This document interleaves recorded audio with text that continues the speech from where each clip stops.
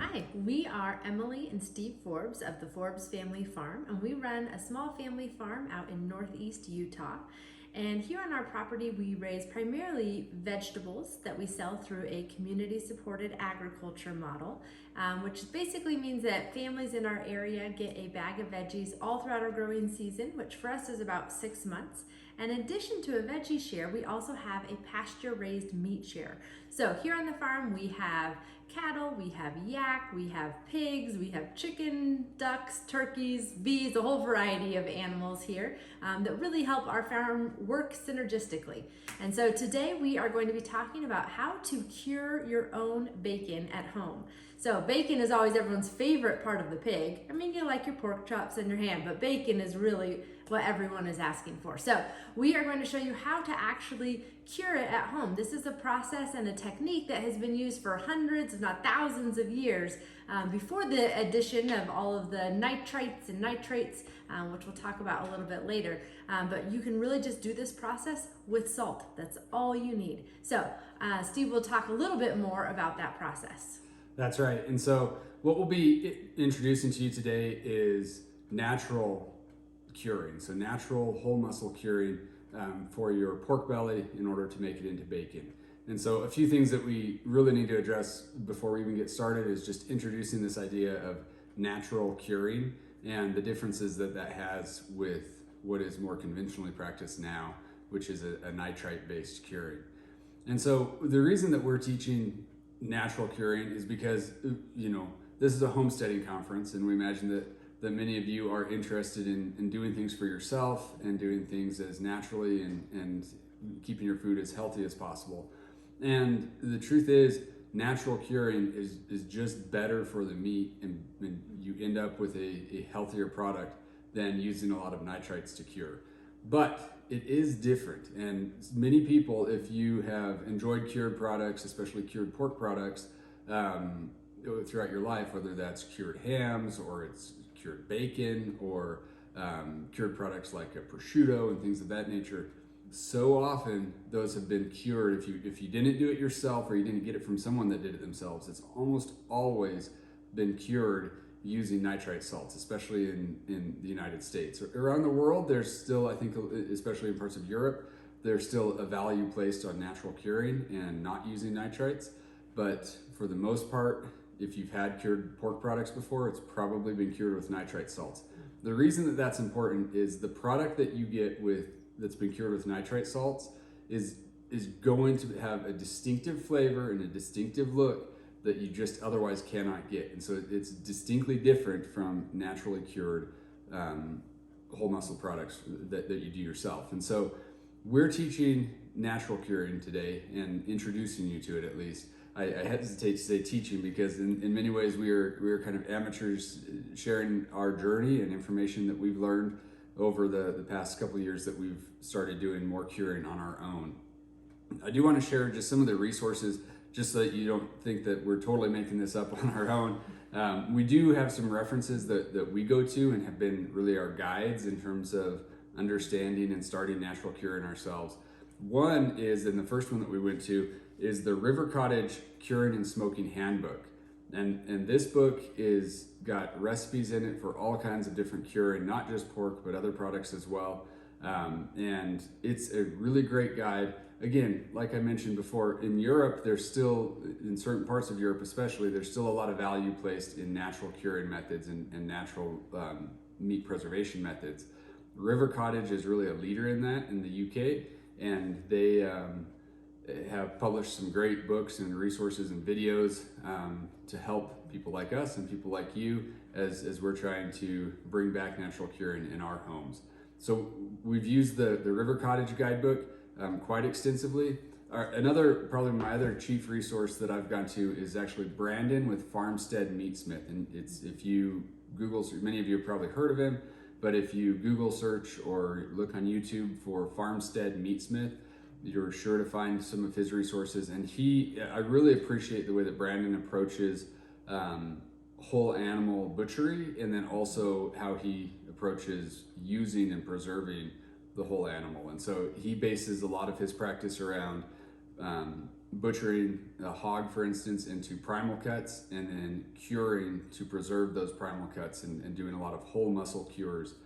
And now I've said it, whole muscle cures a few times. And what we're talking about when we say whole muscle curing is we're taking a whole muscle, so a primal cut from the animal, and curing it in order to preserve it and make it something that then add flavor to it and something that we can use in the kitchen. And so that is what we do when we take a whole belly from a pig and we cure it. And then, more conventionally, what we think of when we think of bacon is that sliced bacon, but it starts as a whole muscle cure. And so what we'll do today is we're going to walk through just all the steps involved with taking a fresh belly, so a belly that we cut right off of the carcass of a pig that we harvested, and then curing it and turning it into bacon. And I'll let Emily talk a little bit about the ways that we can use the bacon. It is different in some ways than what you are used to getting from the store, again, because it's the nitrites, especially in bacon, are what give bacon kind of that distinctive bacony flavor that we're so accustomed to, and also the coloring. And so we end up with a slightly different product, and over time it takes on even more unique nature. And Emily will talk a little bit about how we like to use it in the kitchen. Yeah, so as Steve mentioned, it does have a little bit of a different flavor and a little bit of a different color. And I think that's probably one of the first things that you'll notice when you go to cook with it, that it doesn't look pink. Whereas most of the bacon that you're buying at the store looks pink, and a lot of that is because of those nitrate salts. So this will be a little more of a grayish brown, so it doesn't have that kind of same distinctive color, but the flavor can still be really dynamic and really delicious. And at this point, this is what our family is more used to eating, so our kids love it. But it did take a little bit of a transition time, as they had to transition away from that traditional bacon that they were used to actually enjoying and asking for the bacon that we make ourselves. So we do still like to slice it up. You can use a meat slicer, you can use a really sharp knife, and there are several schools of thought on whether or not you should freeze it. We have done both. We have just kind of preserved it, and it'll keep in your refrigerator for about 3 months. But there are times where we want bacon longer than 3 months, and so we do go ahead and freeze some of that. But again, some of that quality does degrade a little bit in the freezer, but for us, it's still worth it to have some bacon to be able to use. But as you go along in time, the actual constitution of the bacon changes. It actually gets a little bit drier, a little bit harder. So even though we are done with the official curing process, just by the nature of meat, it is continuing to change over time. And so when we're wanting, bacon and eggs, we'll use that right away as soon as that bacon is done curing. But 6 months down the road, when we're pulling a chunk of that out of the freezer, I will be more likely to use it in soups and stews, and really as a great flavoring agent, more so than just the strips of bacon to have with bacon and eggs. We'll still do that sometimes, but often the meat just gets a little bit harder and it's a little bit chewier. And so it just doesn't quite have that same dynamic when you're using it in the kitchen. But again, it's amazing flavor. We do like to use a meat slicer often so that you can get some of those thinner and kind of more consistent slices. But the trick with that is that it's really hard to take something that's still kind of fresh like this and just run it through the meat slicer. And so we will often put it in the fridge or even in the freezer for just a short period of time so that we can then get some really nice thin, clean slices when we're using the meat slicer. And that's right. And the thing, though, the beautiful thing about whole muscle curing is there isn't a need for refrigerating or freezing. We oftentimes will also just take a belly like this and leave it hanging in our kitchen. We have a rack in our kitchen where we can hang meat, and then we can leave it out. And like Emily mentioned, for a short window of time, maybe a few weeks, when the curing is complete, but the muscle is still softer, we're able to slice it down thin and cook it like you traditionally think of cooking bacon. But if we leave it hanging, that's when it really does get harder over time. But it also takes on more unique flavor and it becomes more distinctive and tasty over that course of time. And so over time, what will happen is it will get harder to cut through it, and we'll almost just be shaving some of the meat off. And then eventually it might be so hard that it's almost like jerky, and maybe we're just chopping it up into small pieces and adding it into a soup to kind of rehydrate it, and that brings great flavor into something like a soup. And so usually by the time we're getting to the end of the belly, if we've left it hanging in the kitchen, we're doing something like that. We're taking the whole chunk, we're just chopping it up with a strong sturdy knife and tossing it into a soup, and that's a great way to use it as well. So again, when we talk about curing, it's really what we're doing is we're preserving the meat so that it's able to last us for a longer period of time. And with whole muscle curing in particular, we do leave the skin on. Now you can do bacon in particular, you can do without the skin. So the only source you can find is maybe someone who skins their hog when they butcher it. You can do bacon without the skin, but the skin will help keep it cleaner and keep the meat safer and more protected over the course of the curing.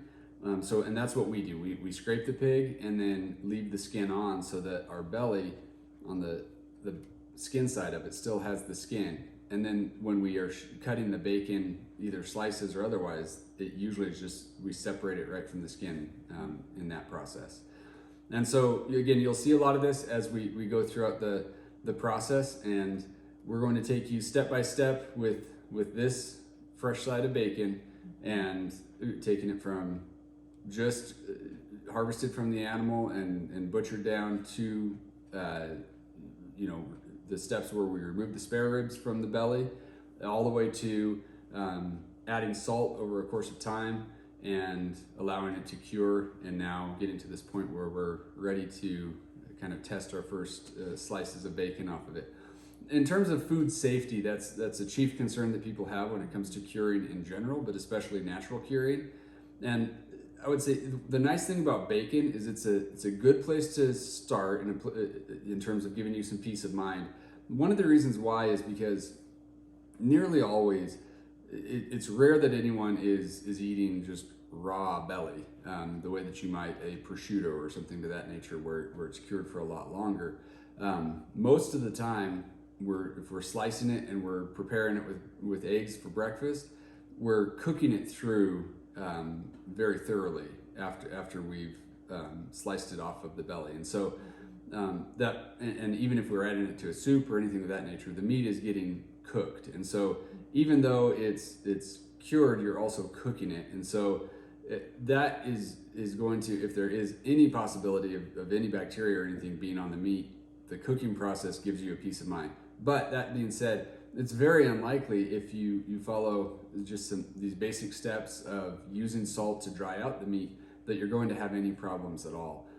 There are considerations that you need to keep in mind related to the seasons, what time of year you're doing the curing, as well as what your climate is. And so it's going to be a very different experience for us here in kind of the arid intermountain region of Utah, as compared to somebody who's in Florida or South Georgia, where it's very humid and very different climate. And so, do a little local research, maybe try to find people in your region who have done curing, and get some tips and tricks from them to help you understand maybe what you need to address, if there's certain times of year where it doesn't work to do it, if you need to do things differently different times of year.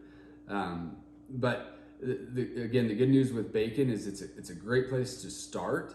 And the other thing that, again, referencing Brandon from Farmstead Meatsmith, I really appreciate his outlook on whole muscle curing and the kind of the common sense attitude that he takes to it. And one of the things that he says that I've taken to heart and always keep in mind is, if you're doing a whole muscle cure and you're not trying to do really small cuts and that have been skinned and everything else, but you're doing whole muscle curing, your nose and your senses are going to tell you if you have a problem.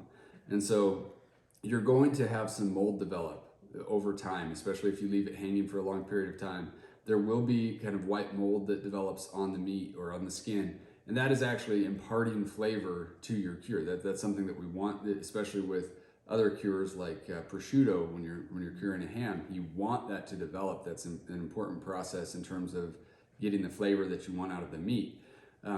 So that's not something to be afraid of when you see changes to the meat. And again, as it over time it dries out, it changes in appearance, and we don't get the really red bacon flavor or pink bacon flavor like Emily was mentioning with nitrate cures. But if there's something wrong with the meat, if it has gone rancid, if it's got something growing in it, if flies laid eggs in it or something to that effect, your senses will tell you that. And if you're homesteading and you have livestock of your own, you've been around animals that have unfortunately died, or you've had dead raccoons or skunks or anything of that nature, and you know when something is dead and rotting and it's not good, and your senses just are naturally repulsed by that. And that's going to be the case with whole muscle curing as well. If there is a problem, if something is going wrong with your meat, you're going to know it. It's not going to be something that you will have any desire or inclination to eat. And so feel confident if your bacon is curing and you look at it and it's got a nice aroma to it and it smells meaty, and maybe those seasonings that you added are kind of melding with the meat and it's got a nice aroma to it when you smell it, then you can feel very confident that you've got a safe product to prepare and eat. And again, with bacon, we're cooking it, which gives you even more assurance that it's safe. So hopefully this gives you confidence to maybe try curing bacon yourself if you're raising your own hogs. Obviously, you're putting a lot of work into trying to have really healthy meat and healthy animals that you're getting that meat from. And this is a great way to kind of take that next step of actually curing it yourself, maintaining the nutrient value of the meat, and creating a great product for you and your family to enjoy.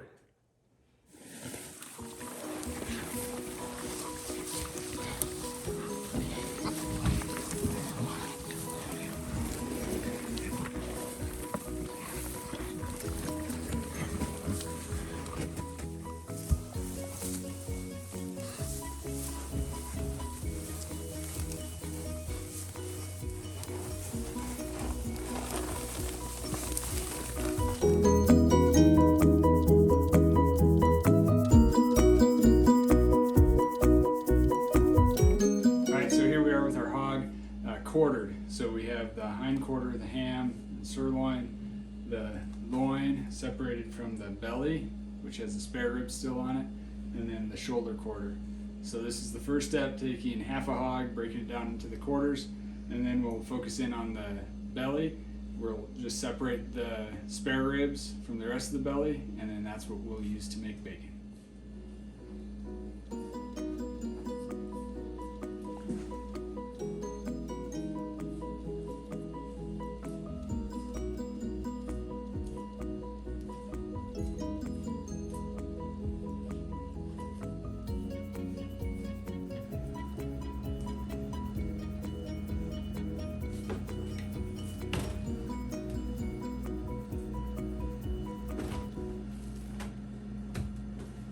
All right, so here we are preparing our cure that we're going to apply onto our bacon. So this is a really simple preparation. There's all different directions that you can go with this, and if you do any research online, you're going to find all different ideas and opinions on what seasonings and type of flavoring you need to use in your bacon cure.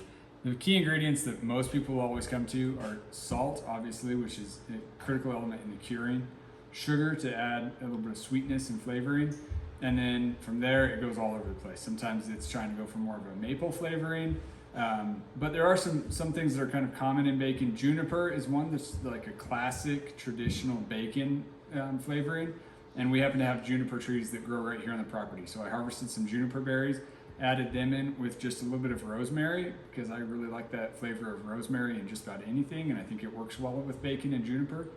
And then we use a little bit of black pepper, just ground black pepper, and then in our case we're using a brown coconut sugar instead of just a white sugar or even just a brown sugar. So that is what we're using here. In terms of ratios, it really is a matter of feel and preference. There's not an exact rhyme or reason to ratios. Again, find a recipe that you like and follow it. Generally speaking, what I've seen is using about 1 pound of sugar. So that's your starting point, or excuse me, 1 pound of salt. That's your starting point. And then you're adding sugar to your level of sweetness that you prefer, and then the rest of the flavoring as well to the level of peppery flavoring that you want, or if you want to add something like a maple syrup or something like that as well. So with this cure, again, as I described in the introduction, we're not using any nitrite salt. We're using just regular high quality sea salt. And then all that I do is take and mash this up with the mortar and pestle to get it all kind of ground and incorporated together. And then I'm going to be applying it to the belly, as I'll show you. Now, my experience so far, and like we've said, we're kind of still learning this along with many of you, and so we're not, by any means do we have something absolutely refined perfectly. In the past, I've always found myself over-salting more so than ever under-salting. And so I'm going to be a little bit more cautious about how much salt I put on, and paying real close attention to how much liquid is coming out of the belly when we get to that 3rd and 4th day of curing, and being ready to stop sooner rather than over salting, as has been my problem in the past. So I'm creating actually a little bit less of the curing mix than what I have done in the past, because in the past I've had a lot left over and I've still over salted. So a little bit less this time, because then if I run out of this curing mixture and I get to day 3 and I find that I need a little bit more, it's real easy to just throw the ingredients back together and make a little bit more curing mixture that I can apply for 1 more day if I need to. So this is how we put together our curing mixture that then we'll show you how we apply to the belly.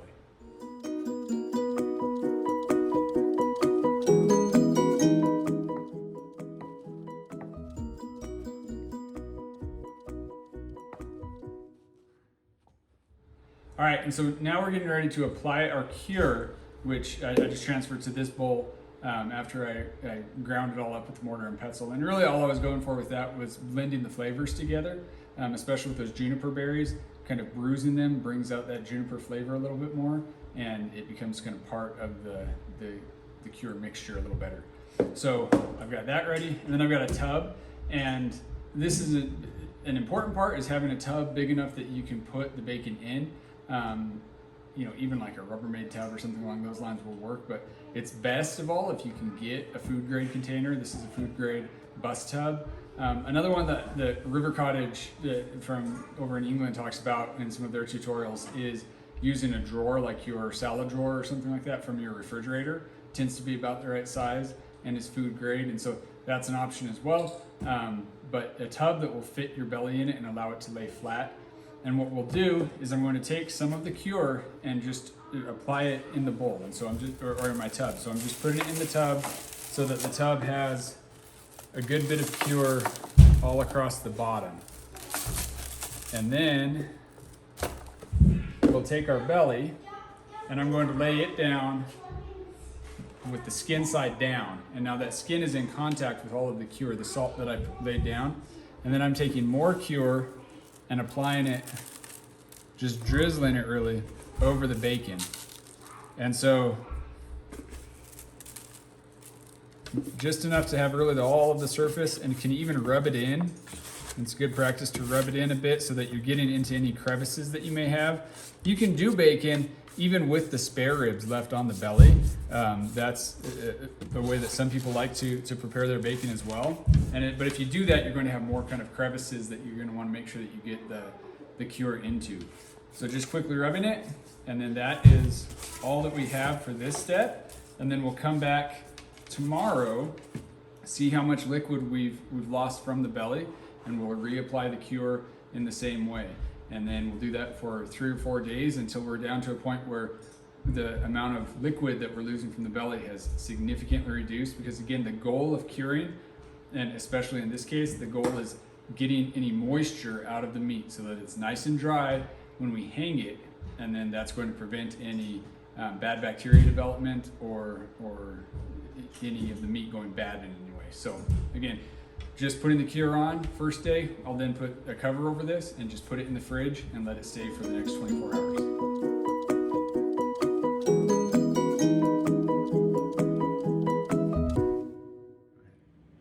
All right, so after 5 days of curing, and again, kind of dumping that liquid and then putting more of that cure on, our bacon, or at this point, pork belly is ready to take out.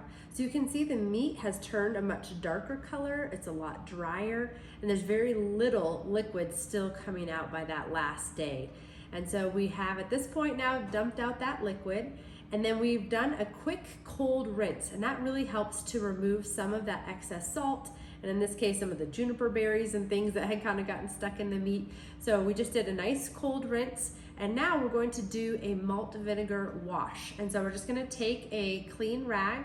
I've got a little bowl here of malt vinegar.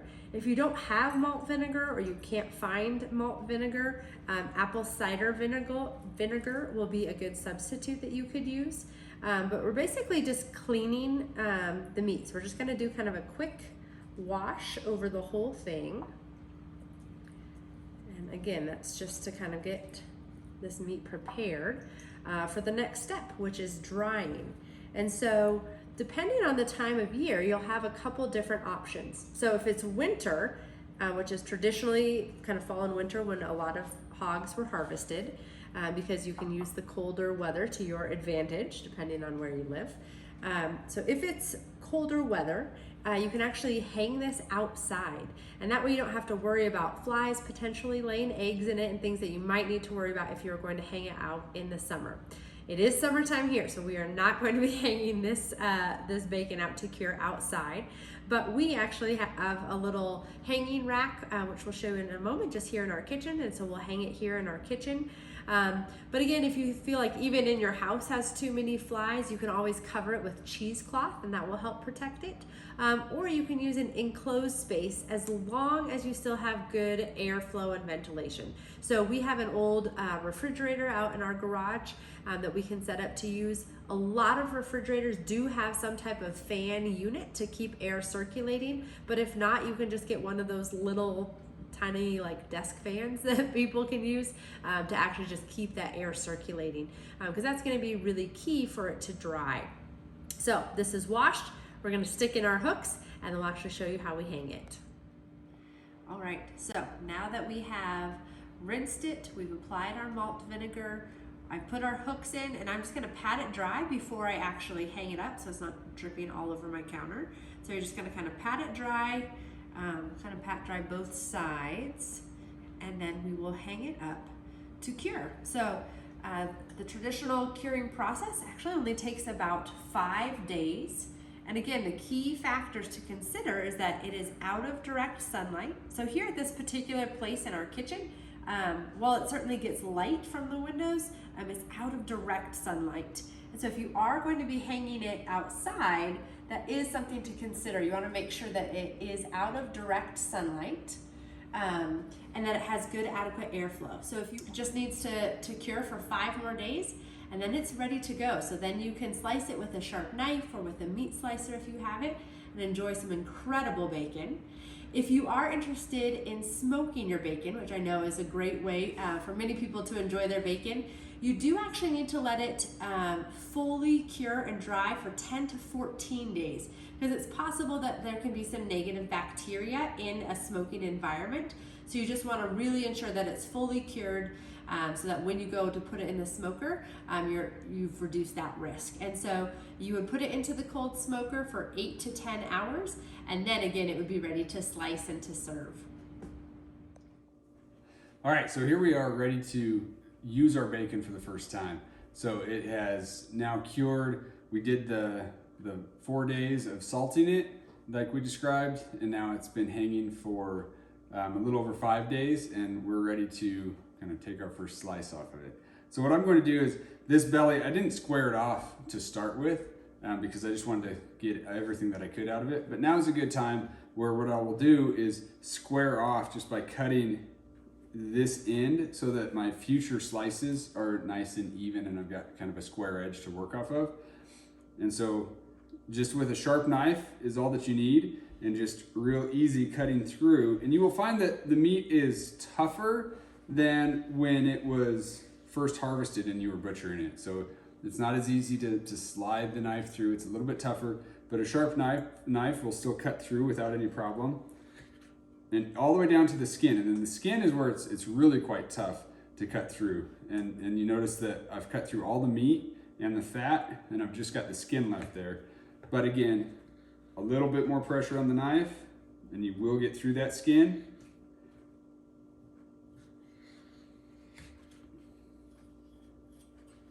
Just like that. And so now I've got a nice square edge for my future slicing of bacon off of this belly. But for our purposes here, I'll take my kind of end piece. And a lot of times, if you use a butcher shop or anything of that nature, oftentimes they're using nitrite cures and things of that nature. But you'll get a package of kind of bacon ends and pieces, and that's what this is.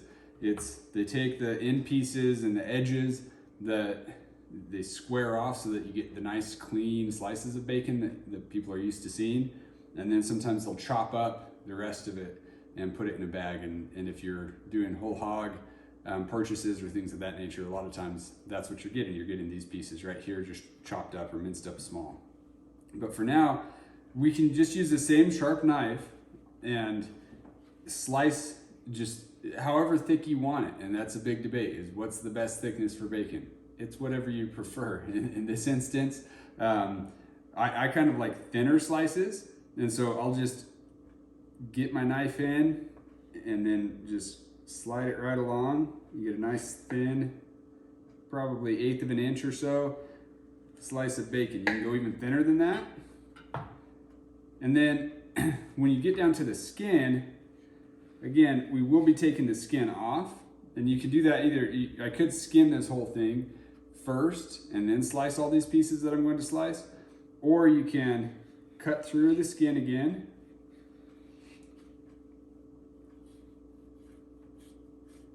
just like this, and then with our individual slice, we can simply run along and cut that section of skin off. Cooking the skin is not something that most anyone's going to have, I think, a preference for.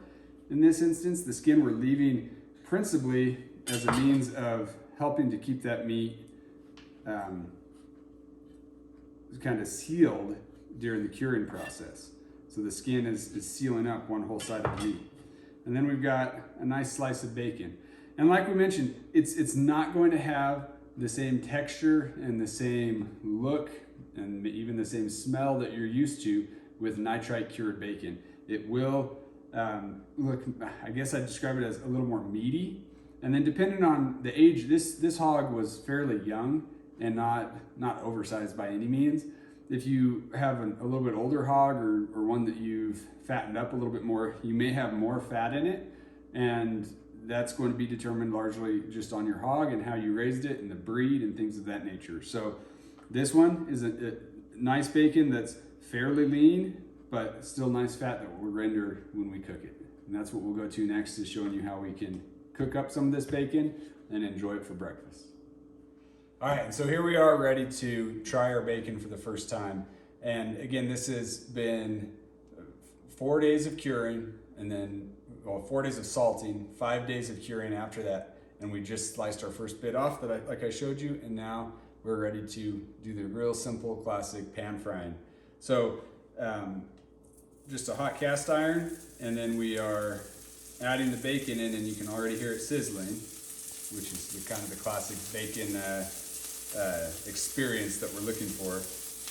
And what we're going to go for here is just allowing the fat to render, and I did pretty thin slices, and so that will mean that the meat will cook up and be cooked right about the time the fat is rendered out of it.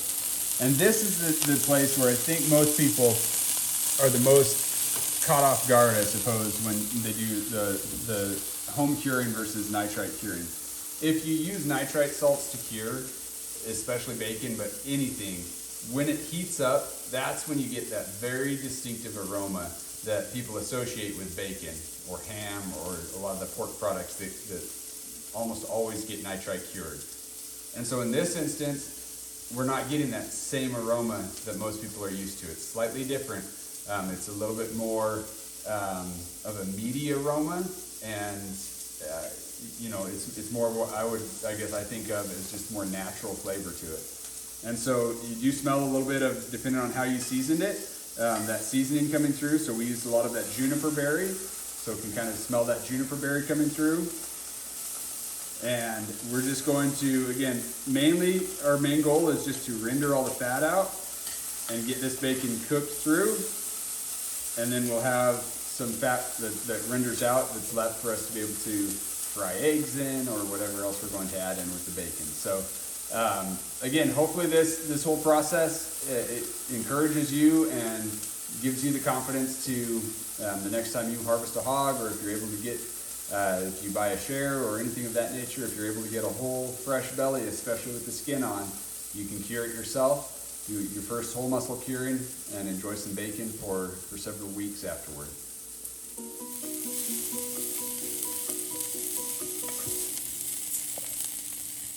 We hope you have enjoyed this presentation about how to naturally cure your own bacon at home.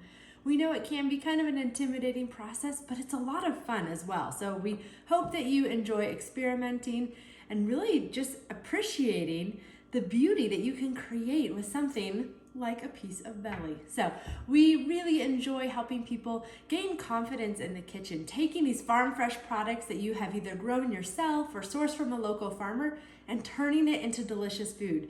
So we have several great free resources and classes that you can purchase on our website, all about how to eat farm to table in your own home. So we have classes on preserving foods.